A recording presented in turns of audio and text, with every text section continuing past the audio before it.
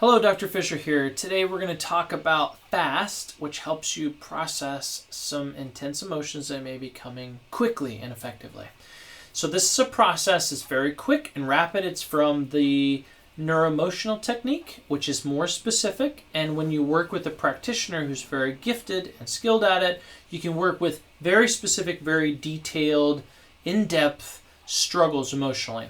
This is to help you work through kind of some surface level stuff, kind of in the moment, just to kind of cut the edge off and help you get through. It's based on Chinese acupuncture, and there are 12 meridian lines that run through the body, and we're going to access those right here on thumb side and make that easy and able for us to utilize.